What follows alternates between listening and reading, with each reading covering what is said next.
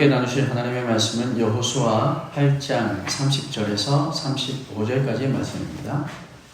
오늘은 단순하며 단호한 예배라는 제목으로 이렇게 말씀의 은혜를 나누겠습니다. 오늘 본문은 여호수아서 전체를 볼 때 하프타임, 그러니까 전쟁의 중간 지점 정도라고 볼 수 있을 겁니다. 왜냐하면 그 뒤에 내용들이 사실 많이 있지만 지금 딱 이때가 큰 전투, 여리고라는 큰 성을 한번 무너뜨리고 이기고 난 이후에 조그마한 아이성, 그 아이성에서 한번 실패하고, 그래서 거기서 교훈을 얻고 다시 그 아이성에 하나님께서 주신 말씀대로 나아가서 승리하고 난 지금이 이제 여호수아가 그리고 이스라엘이 어떻게 방향을 잡느냐에 따라 이제 이 후반전, 이 전쟁의 후반전이 어떻게 진행될 것인가에 달려 있기 때문에 그래서 하프타임 정도에 해당한다, 그렇게 볼 수 있을 것 같습니다. 운동 경기에서도 하프타임 없이 그냥 경기만 계속 하다 보면 경기도 잘 안 될 뿐 아니라 힘들어서 또 심장이 터질 것 같은 그런 경기력에도 좋지 않은 영향을 끼치기 때문에 이 하프타임은 굉장히 중요하다고 생각이 됩니다. 지금 이스라엘 백성들도 성공에 도취되어서 그것을 누가 주셨는지, 이 성공이 어디서 왔는지, 무엇에 기인했는지 잊을 수 있었습니다. 여호수아는 아이성을 점령한 그때에 에발산에 제단을 쌓고 번제와 화목제를 드립니다. 이제 가나안에서, 이 가나안 땅에서의 남은 전투를 준비하고 대비해야 했던 것이죠. 한참을 기뻐한 후 뒤늦게 정신 차리고 우리 이러면 안 돼, 예배 드려야 돼 라고 생각하며 예배 드린 것이 아닙니다. 이 예배는 승리에 대한 과도한 흥분, 그리고 떠들썩함, 오늘 본문에 보니까 그런 분위기는 찾아볼 수 없습니다. 이 예배에는 승리는 오직 하나님에게서 온다는 사실을 배운 그런 사람들의 겸손함이 예배에 흐르고 있습니다. 우리의 예배를 참으로 예배되게 하는 것은 무엇일까요? 지금 이 시간 우리가 드리는 예배뿐만 아니라 우리 한 주간만 보더라도 예배를 몇 번이나 드립니까? 여러 번 드리는 그 모든 예배, 그 예배가 정말로 제대로 된 예배되게 하는 것, 그것이 무엇에 의해서일까요? 오늘 여호수아의 이 화목제를 통해서 우리가 깨달아야 할 것, 우리에게 주시는 교훈이 무엇인가, 이 예배를 향해서 하나님께서 우리에게 주시는 마음이 무엇인가 발견할 수 있기를 소망합니다. 여호수아는 모세가 명령한 것과 율법책에 기록된 대로 하나님의 말씀대로 에발산에 제단을 쌓았답니다. 모세가 명령한 것, 그리고 율법책에 기록된 대로, 그것이 뭐냐면 신명기 27장 4절에서 6절 말씀이 기록되어 있습니다. 제가 한번 읽어드리겠습니다. 너희가 요단을 건너거든 내가 오늘 너희에게 명령하는 이 돌들을 에발산에 세우고 그 위에 석회를 바를 것이며 또 거기서 내 하나님 여호와를 위하여 제단 곧 돌단을 쌓되 그것에 쇠 연장을 대지 말지니라. 너는 다듬지 않은 돌로 내 하나님 여호와의 제단을 쌓고 그 위에 내 하나님 여호와께 번제를 드릴 것이며, 이렇게 기록되어 있거든요. 이 말씀 그대로, 이 말씀에 의지해서 에발산에 제단을 쌓았는데 쇠 연장을 대지 않고 다듬지 않은 돌로 제단을 쌓았습니다. 전쟁에서 승리한 후 더구나 수많은 전리품을 획득한 그들이 드릴 제단 치고는 너무 소박하고 심지어는 초라해 보이기까지 합니다. 쇠 연장으로 다듬지도 않은 그냥 있는 모습 그대로의 돌들을 가져와서 제단을 쌓았으니 볼품이 아마 없었을 겁니다. 제단이 더 멋있고 화려해야 그들의 승리가 빛날 것 같았습니다. 그러나 하나님께서 원하시는 예배는 그런 외적인 화려함보다 영과 진리로 드리는 예배에 있다 라고 오늘 우리에게 말씀해주고 계신 것입니다. 요한복음 4장 23절에서도 우리에게 그렇게 말씀하시죠. 영과 진리로 예배해야 할지니라. 그래서 크고 웅장한 예배당에서 멋진 미사여구와 세련된 음악에 넘치는 그런 예배가 아니라 투박하고 촌스러워도 성령의 역사와 말씀의 진리가 충만한 예배, 이것이 하나님께서 원하시는 예배라고 저는 믿습니다. 극장식 의자와 그런 편안함보다 마룻바닥의 불편함이 그리워지는 것은 단지 과거에 대한 추억만은 아닐 겁니다. 단순하지만 진실하게 하나님을 바라보던 그 믿음의 순전함, 그 과거의 그 불편한 상황 가운데에서도 우리가 그 믿음의 순전함으로 하나님께 나아갔던 그 모습, 그때 그것이 그리운 것이죠. 사랑하는 성도 여러분, 오늘도 우리는 예배하고 있습니다. 오늘 우리가 드리는 예배를 생각하며 하나님께서 정말 원하시는 예배, 받으시는 예배는 어떤 예배인가? 우리는 이것을 날마다 예배할 때마다 진지하게 고민하며 하나님께 예배해야 할 것입니다. 하나님께서 원하시는 예배는 영과 진리로 드리는 예배라 말씀하십니다. 하나님은 멋진 예배당을 원하시지 않으십니다. 수준 높은 음악으로 드리는 찬양을 원하시는 것도 아닙니다. 잘 짜여진 예배 순서, 그것이 중요한 것도 아니라는 거죠. 하나님께서 정말 원하시는 예배는 우리의 마음을 드리는 예배입니다. 우리의 마음이 온전히 하나님을 향하는 예배. 하나님께서 그 예배를 원하십니다. 불편함 가운데 있을지라도 마음을 온전히 하나님께 드릴 수 있다면 그것이 바로 하나님께서 기뻐하시는 예배가 될 것입니다. 중요한 것은 시설이 좋으냐 불편하냐, 음악이 수준이 있느냐 없느냐 하는 것들이 아니라 우리의 마음을 전심으로 드릴 수 있느냐, 정말 하나님만을 바라며 예배하고 있느냐, 아무런 대가도 원하지 않고 하나님 저 오늘도 시간 내서 수요예배 나왔는데 하나님 이 정도는 해주셔야 되지 않습니까? 라고 하는 것이 아니라 아무것도 원하지 않고 전심으로 하나님께 내 삶을, 내 마음을, 우리의 시간을 드릴 수 있느냐 하는 것입니다. 이것이 어떤 예배로 하나님 앞에 나가느냐, 하나님께서 기뻐하신 예배는 무엇이냐의 중요한 기준이 될 겁니다. 그렇다고 우리가 오해하지 말아야 할 것은 수준 높은 음악과 좋은 시설을 하나님께서 싫어하시느냐? 물론 그것도 아니라는 거죠. 오히려 그것은 상관이 없다라고 하는 게 조금 더 나은 표현이 아닐까 생각이 됩니다. 어떤 환경이든 우리의 마음을 주님께로 향할 수만 있다면 그 예배는 하나님의 기뻐하시는 예배라는 사실을 우리는 기억해야 합니다. 너무 시설이 좋아서, 너무 음악 수준이 높아서 그래서 거기에 마음을 뺏기면 하나님께서 그것도 원치 않으시고요. 너무 불편해서 예배하는데 방해가 된다면 그것도 하나님께서 기뻐하지 않으실 겁니다. 어떤 환경이든 하나님 앞에 우리의 마음을 드릴 수만 있다면 그것이 하나님께서 기뻐하시는 예배일 텐데, 그러나 그렇다고 해서 할 수 있는데도 불구하고 대충 하는 것, 그것도 하나님께서 우리의 중심을 보시기에 원치 않으실 겁니다. 우리가 가장 좋은 음악으로, 가장 좋은 시설로 하나님을 예배할 수 있다면 우리는 할 수 있는 한 가장 좋은 것으로 하나님 앞에 나아가야 할 것입니다. 그러나 그것을 우리가 너무나 무리해서 혹은 그것으로 인해서 우리의 신경을 거기에 온전히 다 뺏겨서 예배하는 것, 그것은 하나님께서 원치 않으신다는 거죠. 불편한 환경에서 살다가 멋있는 건물에서 예배하며 시선을 뺏기는 것도, 편리한 환경에서 살다가 아주 불편한 환경에서 예배드리게 되면서 마음을 뺏기는 것도, 어느 것도 좋지 않다는 말입니다. 오늘 이 여호수아가 에발산에서 예배를 드리는 것, 그 중심이 하나님 앞에 온전히 나아가기 위한 예배였다는 것을 하나님 말씀 그대로 제단을 준비하는 그 모습을 통해서 우리는 발견할 수 있습니다. 그리고 또한 이 여호수아가 오늘 이 시점에서 이스라엘 백성들과 함께 예배했다는 것, 그것은 이 전쟁의 후반전을 위해서 전력을 더 강화시켜야 되니 우리의 무기를 점검하고 우리의 전력을 수정하고 우리의 병력을 더 충당하고 새롭게 하자는 것이 아니라 오히려 하나님 앞에 예배했다는 것, 이것이 아주 큰 의미가 있다고 저는 믿어집니다. 하나님께 예배하는 것, 우리 이 전쟁은 하나님께 달려있다는 사실을 믿고 하나님께 예배하는 것이 더 중요하다는 것을 여호수아는 알았기 때문에 온 이스라엘 백성들과 함께 지금 이 시점에 하나님을 예배하는 것이죠. 이 마음이 바로 하나님께서 기뻐하시는 마음이리라 저는 그렇게 믿습니다. 전쟁은 하나님께 달려있기 때문이죠. 우리의 삶은 하나님께 달려있기 때문입니다.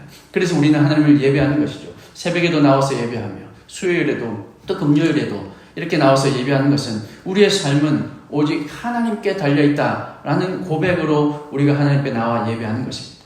우리가 이렇게 예배하니까 하나님 제가 이만큼 헌신했으니 제가 기도하는 거 이것 좀 채워주십시오, 이것이 아니라 어떤 것도 바라지 않고 그저 하나님 앞에 하나님 한 분 기뻐하며 하나님 한 분으로 만족하며 예배하는 것, 그것이 하나님의 마음을 기쁘시게 하는 예배라는 사실을 여러분 믿으시고, 이 시간에도 여러분이 많은 기도 제목 가지고 계시겠지만 적어도 예배하는 이 마음만큼은 하나님께 아무것도 원하지 않고 아무것도 바라지 않고 오직 하나님 한 분만으로 기뻐하며 예배하는 저와 여러분이 되시기를 주님의 이름으로 축복합니다.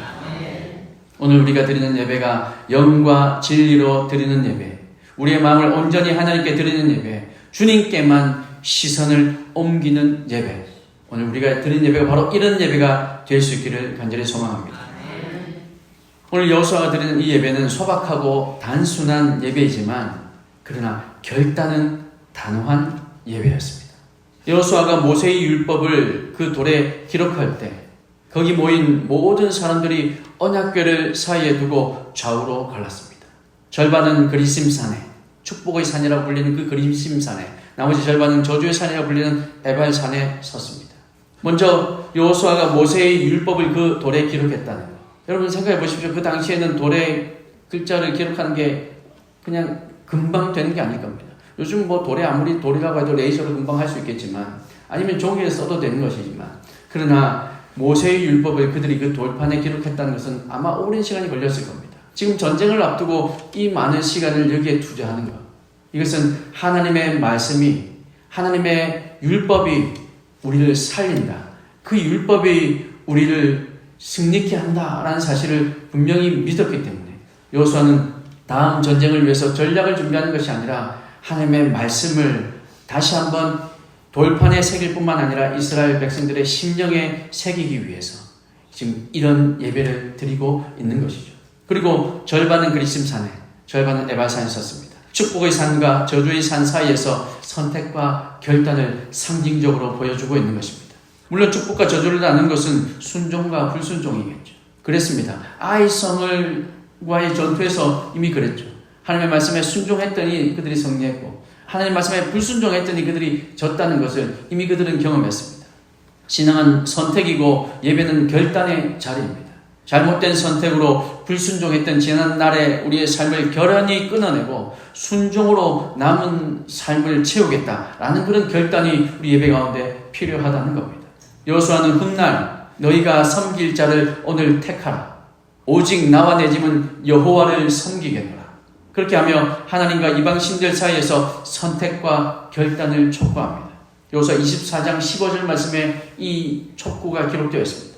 그러나 8장에서도 여호수아는 비록 그렇게 선택하라는 단어는 여기에 이 8장에 기록되어 있지 않지만 그리심산과 이 에발산, 이 두 산 사이에서 오늘 이스라엘 백성들에게 상징적으로 어디에 설 것이냐, 무엇을 원할 것이냐, 순종할 것이냐, 불순종할 것이냐를 선택하라고 말하고 있는 것 같습니다.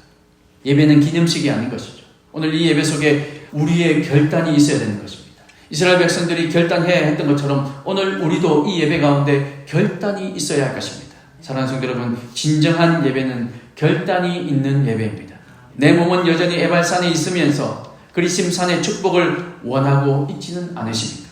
내 발은 아직도 에발산에서 옮겨오지 못했음에도 불구하고 그래도 그리심산의 축복을 받기는 원한다, 그렇게 생각하고 있지는 않으십니까? 예배는 결단을 동반하는 것이죠. 그 에발산에서 걸음을 내디뎌야 하는 것입니다.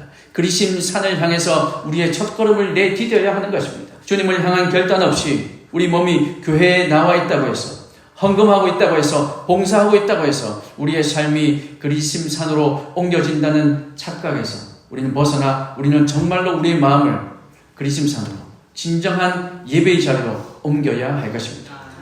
주님, 제 삶도 이제 이 에발산에서 그리심산으로 옮겨지게 하여 주옵소서. 교회에서의 모습뿐만 아니라 가정에서도, 직장에서도, 학교에서도, 우리가 속한 모든 공동체에서, 내가 속한 어디에서든지 결단하는 모습, 예배하는 사람의 모습으로 살아갈 수 있도록 은혜 베풀어 주시옵소서. 이런 결단이 오늘 저와 여러분 삶 가운데 충만하게 될 줄로 믿습니다. 그런데 여러분, 한 가지 더 우리가 기억해야 될 것이 있습니다.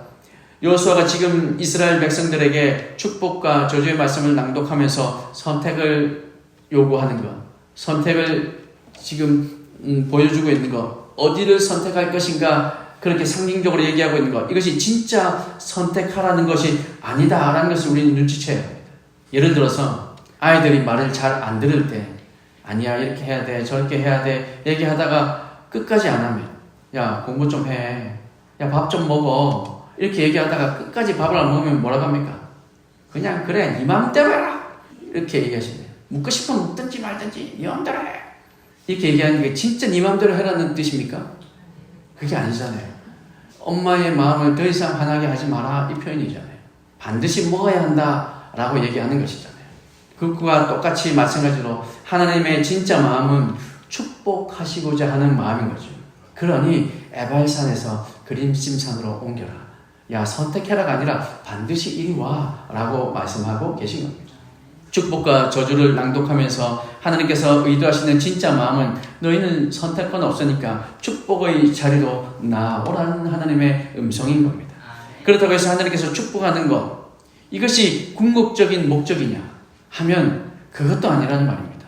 이게 무슨 말입니까? 하나님께서 축복하는 것이 궁극적인 목적이 아니라라고 얘기하니까 또 마음이 갑자기 조금 섭섭해집니다.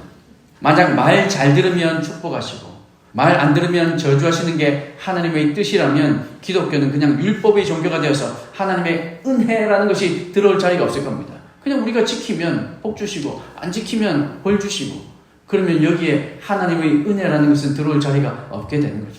하나님의 진짜 목적 이 진짜 관심은 바로 우리 자신인 겁니다. 하나님의 진짜 관심은 사람에게 있습니다. 아이들이 선물을 요구할 때 아이들에게 말 잘 들으면 선물 줄게 라고 하는 것은 그 선물을 주고 싶어서 선물 주는 것 그 자체가 목적이 아니라 아이가 부모님의 마음을 잘 이해하고 훌륭한 사람 되기를 원하는 그것이 부모의 마음인 것처럼 우리의 하늘 아버지 하나님께서도 우리가 원하는 복 주시는 것 그것이 그 자체가 목적이 아니라 그 복을 통해서 우리의 존재 자체 우리의 존재가 하나님을 아는 존재로 우리의 존재가 신앙이 깊어지고 믿음이 자라는 존재로 되어가기를 원하는 것 이것이 하나님께서 우리에게 원하시는 것이죠. 그래서 우리는 우리의 관심을 좀 더 높은 곳에 두어야 합니다. 우리의 결단은 단지 복받기 위한 결단이 아니라 하나님 아버지를 좀 더 깊이 알아가고 그분의 뜻에 따라 살기 원하는 그런 결단이어야 한다는 말씀입니다. 오늘 저와 여러분은 하나님의 마음을 읽고 또 축복하시라는 것이 하나님의 마음이라는 그 사실과 또 그마저도 초월해서 진짜 관심, 우리를 향한 진짜 관심은 우리 자신에게, 나 자신에게 있음을 우리는 깨닫고 주님의 비전을 발견할 수 있는 사람, 하나님께서 우리에게 말씀하신 것이 무엇인지를 발견할 수 있는 그런 하나님의 백성이 다 되시기를 주님의 이름으로 축원합니다. 하나님의 뜻을 깨닫고 우리는 거룩한 백성이 되어서 하나님의 나라를 세워가는 우리 모든 성도가 되어야 할 것입니다. 이것이 하나님께서 우리에게 원하시는 거죠. 여호수아는 율법에 기록된 대로 축복의 말씀과 저주의 말씀을 모두 낭독합니다. 기록된 말씀이 선포된 말씀으로 이제 백성들의 귀에 들려지는 거죠. 기록된 말씀 중 어느 하나 빠짐없이 낭독했다라고 기록되어 있습니다. 오늘날로 얘기하자면 복음서만 전하고 율법서는 피하거나 서신서는 전하고 있는데 예언서는 설교하지 않거나 이러지 않았다는 겁니다. 회중이 듣기 싫어한다고 축복의 말씀만 전하는 것도 아니고 불순종한다고 저주의 말씀만 퍼붓는 것도 아니라는 겁니다. 전하고 싶은 말만 전하고 듣고 싶은 말만 듣지 않습니다. 사랑과 정의가 또 자유와 평화가 또 은혜와 심판이 모두 다 선포되어야 한다는 말씀입니다. 그래야 우리의 선택과 우리의 결단이 공정해지는 것이죠. 여호수아의 예배는 단순하지만 단호한 예배였습니다. 그들의 승리가 아니라 하나님의 승리가 드러나는 그런 예배였습니다. 공허한 구호만 남는 예배가 아니라 바른 선택과 결단이 남는 예배가 되었다는 겁니다. 사랑하는 성도 여러분, 오늘 우리의 귀에 축복의 말씀만 들리고 저주의 말씀은 나와 상관없다. 혹시 그렇게 생각하고 계십니까? 많은 이들이 한국교회의 강단이 약해졌다. 그렇게들 얘기합니다. 성도들이 떠날까봐 반쪽 복음만 전한다. 라는 비판의 목소리가 많이 일어나고 있습니다. 실제로 저도 지옥이라는 단어를 입에 올리거나 벌받아 라는 단어를 얘기하는 것은 사실 저도 마음에 부담스럽습니다. 왜냐하면 그런 말씀을 전하면 모두 다 표정이 안 좋아지기 때문이기도 하죠. 그리고 왜 저 목사님은 자꾸 저런 얘기만 해? 그렇게 얘기하는 걸 제 귀로도 들었기 때문입니다. 죄송하지만 그래서 이것은 목회자만의 문제는 아니라 생각이 됩니다. 그렇다고 해서 성도들의 문제만은 그것도 또한 아니라고 생각하는 거죠. 목회자와 성도 모두가, 우리 사실 모두가 다 고민하고 하나님 앞에 겸손해져야 할 문제인 겁니다. 성도의 입장에서 축복의 말씀만 아멘하고 에발산을 향한 말씀에는 나와 상관없는 일, 자동적으로 그 말에는 귀가 닫혀버리는 안 들려 이렇게 되는 그런 우리의 모습이 아니라 어떤 말씀도 겸손히 받아들일 수 있는 우리 모습이 되어야 한다는 거죠. 오늘 우리가 드리는 예배 가운데 하나님의 음성이 여러분의 귀에 들리시기를 간절히 소망합니다. 때로는 우리가 듣기 힘든, 때로는 왜 저렇게 말씀하실까 싶은 그런 말씀이 선포된다 할지라도 나와 상관없는 것이 아니라 어쩌면 내 삶에 하나님께서 경고하시는 것은 아닐까, 그렇게 우리의 삶을 돌아보시길 소망합니다. 하나님께서 축복의 말씀을 목사님을 통해서 선포하신다 할지라도 그 축복의 말씀은 다 내 거야 할 것이 아니라 이 축복의 말씀이 누구에게 필요할까? 이 축복을 위해서 또 내가 하나님 앞에 나아가야 될 것은 무엇일까? 그렇게 더욱더 낮아지고 더욱더 겸손해져서 하나님의 말씀을 받을 수 있는 우리 모든 성도님들이 될 수 있기를 소망합니다. 하나님의 음성은 그리심산을 향한 말씀뿐만 아니라 에발산을 향한 말씀도 들리게 하셔서 주님 앞에 겸손한 마음으로 나아가는 저와 여러분이 되는 것, 이것이 하나님께서 오늘 우리에게 말씀하시는 것인 줄 믿습니다. 날마다 우리가 예배합니다. 매주 예배합니다. 그러나 이 예배가 우리가 원하는 것만, 우리에게 들리는 것만, 내가 하고 싶은 것만 하는 것이 아니라 때로는 내 뜻과 다르고 때로는 내 생각과 달라도 그것이 하나님께서 주시는 음성인 줄 믿고 그것이 하나님 앞에 나아가야 할 내 모습인 줄 믿고 그렇게 겸손한 마음으로 결단하며 하나님 앞에 나아가 예배하는 우리 모든 성도님들 다 되시기를 우리 주님의 크신 이름으로 축복합니다.